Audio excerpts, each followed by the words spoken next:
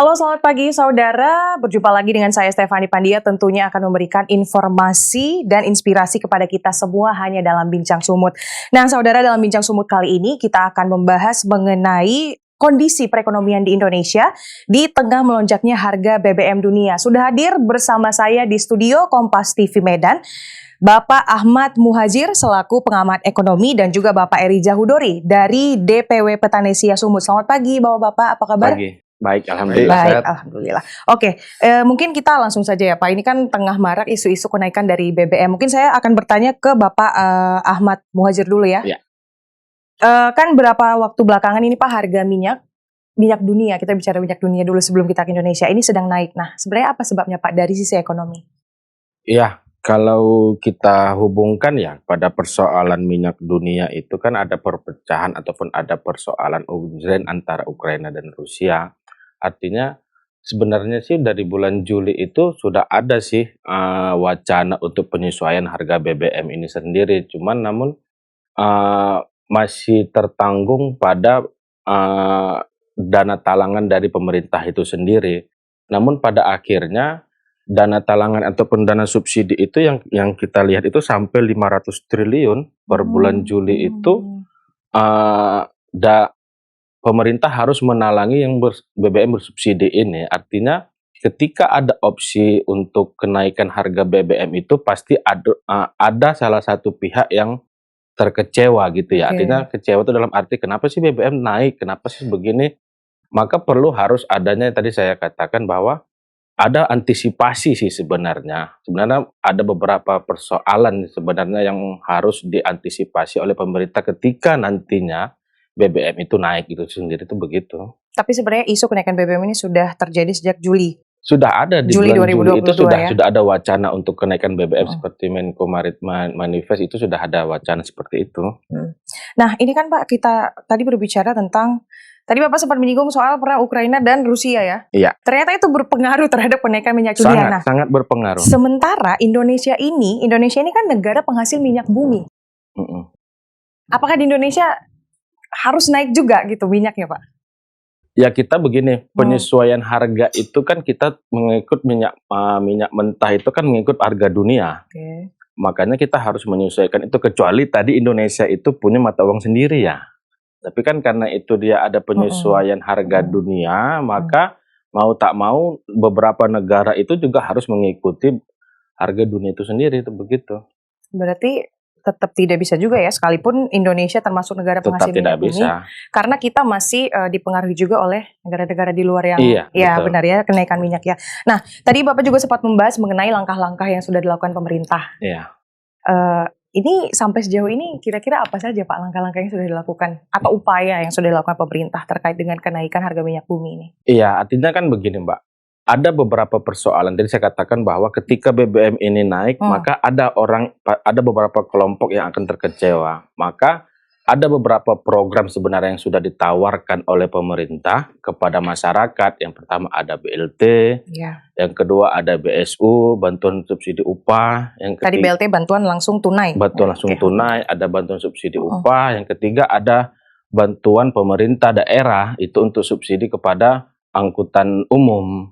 Artinya bantalan-bantalan sosial ini itu sebenarnya sudah bisa dilakukan pemerintah untuk menjaga daya beli masyarakat itu ya. Artinya ini jangan sampai masyarakat grassroots yang terkena imbas dari BBM naik penyesuaian harga BBM ini tidak menjadi problem bagi mereka, tidak terlalu urgent bagi mereka. Karena apa? Karena ada subsidi dari pemerintah agar apa? Daya beli mereka itu terpenuhi, mereka tetap juga bisa melakukan kegiatan perjual beli, kelompok-kelompok UMKM juga tetap berproduksi dan lain sebagainya begitu. Tapi sering juga ya mungkin BLT, BLS tadi Bapak sebutkan ya. BSU itu tidak tepat sasaran ya, banyak sekali masyarakat yang mungkin seharusnya tidak menerima itu tapi malah mendapatkan itu. Iya, jadi harus ada pendataan ya, pendataan yang lebih mendalam sampai kepada tataran Kepling, kalau dia di desa itu sampai pada tataran kepala dusun untuk bagaimana mendata orang-orang yang tepat untuk penerima bantuan-bantuan seperti itu. Lagipun kalau misalnya bantuan subsidi upah itu di Kemenaker juga sudah ada aturan main ya. Ya, Sudah ada aturan main penerima grade bantuan. grade mana yang sudah dapat menerima bantuan itu kan langsung udah ditransfer Mm-mm. ke rekening si penerima. Baik, baik. Mungkin kita ke Pak Reza dulu ya. Ini tadi kita sudah berbincang mengenai kenaikan minyak dunia dan juga ada bantuan dan upaya yang dilakukan pemerintah. Nah, ini mungkin sudut pandang Pak Reza selaku mungkin kita masyarakat ya. Nah, bagaimana sih masyarakat atau Bapak sendiri ini melihat harga BBM yang saat ini dan akan ada isu juga bakal naik harganya? Kalau secara kita itu mandangnya itu, ya memang satu sisi hari ini kita lihat negara itu merasa terbebani kan dengan mudahnya untuk anggaran belanja itu. Namun satu sisi banyak sebenarnya tugas pemerintah itu untuk di kalangan bawah ini persoalan penyaluran bantuannya tadi itu. Jadi ada beberapa kasus yang saya teliti dan saya cari narasumber yang di bawah itu. Nah, mereka itu minta kalau bisa bantuan itu dalam berbentuk barang, kan gitu. Tapi satu sisi juga ada yang meminta bantuan itu dalam bentuk uang, kan gitu. Nah, namun fakta di lapangannya, yang berbentuk barang ini kan diarahkan melalui e-warung dia. E-warung. Oke. Namun e-warung itu memberikan daftar harga itu nggak sesuai dengan kedai-kedai yang secara tradisional. Tentu ini menjadi ketimpangan sosial di tengah masyarakat bawah, itu satu. Nah, yang kedua, pada umumnya juga masyarakat bawah itu kan nggak mengerti ya kenapa harus naik itu kan. Tapi mereka itu sangat merasakan ketika bahan pokok itu naik. Jadi harapan mereka itu ketika pemerintah bersiap untuk menaikkan BBM, bantuan itu juga langsung segera gitu. Jangan ada penundaan, bahkan kejadian itu sampai 1 tahun baru tersalurkan. Sementara ini kan untuk keberlangsungan hidup masyarakat banyak kan begitu. Nah, yang kedua juga pendataan itu tidak sesuai. Contoh begini, ada itu bansos untuk yang lansia atau yang cacat, Masih kan, banyak miss-nya ya. yang masih banyak miss-nya. Itu seperti tidak tepat sasaran. Nah, gitu. Nah, itu BBM naik atau tidak naik pun itu sudah terjadi. Nah, harusnya itu diperbenahi dulu gitu, sehingga masyarakat itu nggak terasa tercekik gitu ya. Baik, Pak Irja, nanti kita akan sambung diskusinya. Jangan kemana-mana saudara, kita akan segera kembali di Bincang Sumut.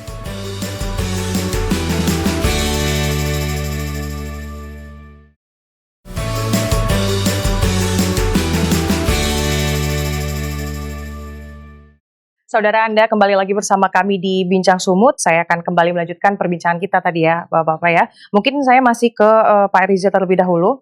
Tadi kan ada beberapa bantuan yang memang sudah terdistribusi ke masyarakat, tapi masih banyak yang miss ya, salah sasaran seperti itu. Nah, bagaimana kan ini kan sudah ada bantuan yang dilakukan oleh pemerintah. Nah, kira-kira apakah sebenarnya bantuan yang diberikan pemerintah itu bermanfaat bagi masyarakat yang terdampak dengan kenaikan harga minyak ini? Jadi sebenarnya itu yang kalau merasakan betul ya, itu sangat bermanfaat. Namun ada kasus juga, dia ketika dibantu, misalnya contohnya dibantu dalam bentuk barang, beras, dia malah dijual ulang gitu. Oke. Nah, itu kan itu gawat itu. Nah, ini sebenarnya ya tugas kita bersama lah, kita bersama pemerintah juga. Ini harus dilakukan pendataan ulang. Jadi benar-benar memang dari Kemensos sendiri kan ini kan lagi didata ulang ya kan? Cuman itu kita warga yang suruh mendaftar, bukan mereka yang turun langsung mencek lokasi, mendatangi masyarakat. Nah, tentunya itu ya sangat berpengaruh lah.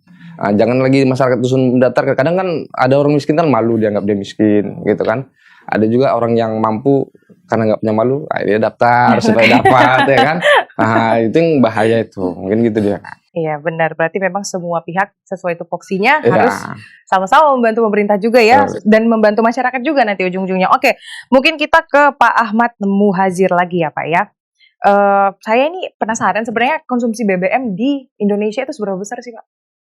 Konsumsi BBM Indonesia itu kalau kita lihat 80% subsidi ya, 80% itu digunakan oleh orang-orang yang mampu sih untuk penggunaan BBM-nya, sehingga kalau konsumsi pertalite kita itu untuk kebutuhan rumah tangga ataupun kebutuhan orang yang tidak mampu itu hanya sebatas 20% untuk penggunaan BBM itu. Tapi kan makanya perlu harus ada pendataan yang lebih khusus atau pendataan lebih urgen di tataran pemerintah untuk melihat bahwa siapa sih sebenarnya orang yang dapat memenuhi ataupun memenuhi kriteria yang bisa menggunakan BBM bersubsidi Bersubsidi. itu yang seharusnya digunakan. Karena begini, mobil-mobil mewah juga seperti Pajero dan lain sebagainya itu juga mereka pakai biosolar, seharusnya kan pakai Dexlite Iya. dan lain sebagainya. Tapi mereka masuk ke SPBU, mereka tetap pakai BBM subsidi begitu. Ya paling juga di Pertamina sendiri juga ditanya plat BK-nya berapa, Benar. nomor teleponnya berapa, kan itu saja. Karena mungkin sejauh ini juga belum ada sanksi tegas atau sanksi khusus ya bagi yang masyarakat mampu yang mengisi menggunakan BBM subsidi. Jadi semuanya beramai-ramai masih ingin menggunakan BBM Iya, subsidi. Sementara di Indonesia kan Pak salah satu negara yang paling banyak menggunakan kendaraan masyarakatnya Iya. dibandingkan dengan negara lain. Salah satu negara di Asia kalau saya tidak salah, sempat baca kemarin. Itu gimana Pak? Makanya gini Mas, harus ada gerakan sosial seperti gerakan budaya malu itu ya. Ya. Gerakan budaya malu artinya saya malu gitu untuk menerima BBM subsidi, baik tidak hanya BBM ya, baik itu LPG dan lain sebagainya gitu. Tapi konteksnya adalah bagaimana masyarakat itu bisa mengetahui bahwa oh aku sebenarnya nggak membutuhkan ini gitu. Masih banyak orang yang membutuhkan.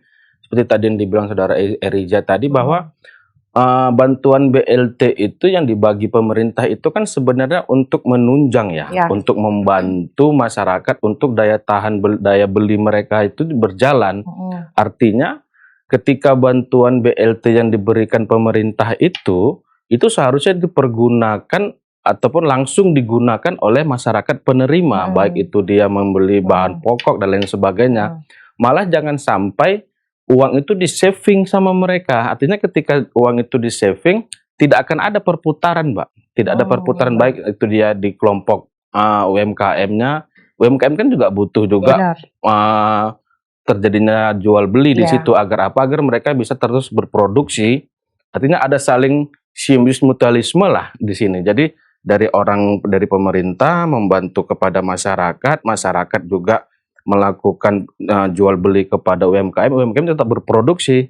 Seharusnya begitu mekanisme bantuannya. Tapi kan terjadi di lapangan bahwa uang yang diberikan uang yang diberikan pemerintah baik itu BLT, BSU dan lain sebagainya itu malah di-saving oleh masyarakat, itu begitu. Ya baik, kita mungkin berbicara sedikit tentang APBN ya Pak. Nah, seberapa besar sebenarnya beban APBN terhadap subsidi BBM yang ada di Indonesia? APBN itu sampai 502 triliun. 502,4 triliun. 502,4 triliun APBN. Oke. Ya. Namun kan begini, ketika itu terjadi maka pemerintah tadi saya katakan sudah ada bantalan sosial yang dilakukan oleh pemerintah sebenarnya. Itu sudah dianggarkan sekitaran 24,17 triliun kalau data itu. Sampai tahun 2022. Iya, 24 triliun. Itulah tadi itu bantuan BLT, BSU, baik itu dia transfer daerah ya, DSU itu 2% untuk angkutan umum. Maka saya bilang dari awal tadi bahwa ketika adanya kenaikan BBM ini dipastikan pasti akan ada yang terkecewa di situ. Maka bagaimana supaya tidak terlarut pada kekecewaan itu? Maka pemerintah memberikan ini loh, ada solusi yang akan kami berikan. Artinya kepada masyarakat juga disampaikan bahwa pemerintah itu tidak akan lepas tangan sih untuk pada persoalan seperti ini. Pemerintah pasti akan memikirkan bagaimana tindak lanjut kehidupan masyarakatnya, itu begitu. Berarti pemerintah juga mencari win-win solution ya, bagaimana pemerintah juga bisa menyelamatkan negara istilahnya, tapi juga masyarakatnya tidak merasa rugi seperti itu ya Pak ya. Oke, mungkin nanti kita akan lanjut ke Bang Eriza, tapi setelah jeda pariwara berikut. Jangan kemana-mana saudara, tetap bersama kami di Kompas Sumber.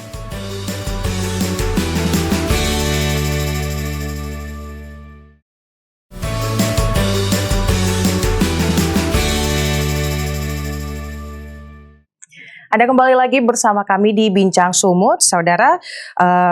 Bang Eriza, Bang aja ya kayak lebih enak ya, Bang Eriza. Tadi kan sudah dijelaskan oleh Pak Ahmad ini ya terkait dengan beban APBN yang besar atas subsidi BBM. Nah, kira-kira dari masyarakat ini bagaimana melihat ini? Ya, satu sisi kalangan bawah itu kan nggak paham ya. Iya, betul. Nggak paham. Yang kedua juga kita juga dari segi intelektualnya juga orang hanya membaca kulitnya saja, tidak mendalam, sehingga ketika ada sebuah berita mereka hanya baca judul. Ya. Makanya ya ini efeknya ya seperti tadi itu Kak. Contoh di malam tanggal 31 itu kan. Betul. Itu mereka itu baru ngantri. mau saya bahas, Ya kan? sudah dibahas di luar. Oke, silakan. Mereka itu ngantri, padahal ya sebelum-sebelumnya di SPBU Jalan Lintas itu banyak sudah mengantri truknya gitu, bahkan menginap karena sulit mendapatkan solar. Nah, kita di sini juga meminta kepada aparat dan penegak hukum dan pemerintah lah itu untuk menindak tegas bagi SPBU yang bermain kan gitu. Jadi ada saya lihat itu mereka mengisi BBM yang mobilnya sudah dimodifikasi, ya kan? Terus ada juga di situ tertera sudah tidak ada, sudah habis, masih dalam perjalanan kan gitu. Ternyata mereka menggunakan tong sampah di dalamnya jerigen ngisi gitu. Ada juga itu yang kejadian SPBU. Nah, maka kita juga minta kepada pemerintah itu ditindak tegas, karena ini kan menyangkut putaran roda ekonomi gitu kan. Jadi kalau ini sampai berlarut ngantri mereka itu ya otomatis putaran ekonomi kita itu nggak berjalan gitu. Baik, berarti mungkin saya bisa bertanya ini sedikit ya, kira-kira apa sih yang dikhawatirkan masyarakat jika BBM ini naik? Ya harga pokok naik, itu saja. Maka ya pemerintah juga ya harus menaikkan bansosnya gitu. Baik. Jadi begini dia, selama ini kan terlambat itu penyaluran. Harusnya juga pemerintah itu 1 bulan sebelum mereka buat kebijakan ini naik, mereka juga sudah menyalurkan itu sehingga masyarakat itu ya untuk menstabilkan perekonomiannya juga nggak terlalu susah. Berarti dari pemerintahan ini seharusnya sudah mendistribusikan dulu bantuannya sebelum mensosialisasikan akan ada seperti ini gitu ya. Oke, itu berarti dari masyarakat ya harapannya. Nah, mungkin terakhir ini untuk Bang Eriza, kalaupun nantinya nih ya BBM subsidi dinaikkan, nah kira-kira masyarakat ini mengharapkan kompensasi seperti apa? Bentuk uangkah atau bagaimanakah? Jadi kalau kebanyakan yang saya tanya dari beberapa narasumber di kalangan bawah, itu mereka dalam bentuk ya bahan pokok sembako tadi itu. Karena gitu. Tadi Abang bilang nanti dijual lagi. Jadi kembali pengawasan kita bersama. Pengawasan ini tadi ya kalau ada ketahuan dijual lagi cabut bansosnya. Berarti dia mampu. Berarti harus tegas juga ya dalam pemberian bantuan juga ada sanksinya. Betul, begitu ya. Oke. Berarti berbentuk sembako ya untuk masyarakat kalangan bawah. Oke, mungkin kita langsung ke Pak Ahmad ya. Pak Ahmad, dari jika kita hitung-hitungan nih secara realistis ya. Seperti apa sih dampak jika BBM dinaikkan dan seperti apa dampaknya jika BBM tidak dinaikkan untuk Indonesia sendiri? Iya, begini, ini kan sebetulnya dilema ya di Kementerian Keuangan ataupun di pemerintahan pusat itu juga terjadi dilema. Artinya kan Presiden Jokowi kan selalu mengatakan bahwa ini harus dihitung dengan betul, dihitung dengan detail bahwa ketika ini kita mengambil opsi kenaikan BBM maka akan efeknya seperti apa. Makanya Presiden selalu mengatakan selalu harus hitung secara detail, selalu hitung secara mendalam supaya tidak terjadi itu. Maka ini kan ketika BBM tidak selama ini kan BBM bersubsidi itu kan menjadi dana talangannya si pemerintah. Betul. Sampai 502 triliun. Itu untuk menjadi dana talangan pemerintah. Artinya ini kan menjadi beban APBN khususnya. Artinya sebenarnya banyak problematika ataupun banyak pos-pos yang bisa digunakan dalam APBN itu untuk bisa disalurkan ke pos yang lain. Namun karena tadi itu dia bersubsidi maka ini menjadi bebannya pemerintah. Namun kalau tadi saya katakan tidak naik itu menjadi beban pemerintah. Lalu yang kedua ketika ini dinaikkan juga BBM itu maka akan terjadi gejolak di tengah masyarakat.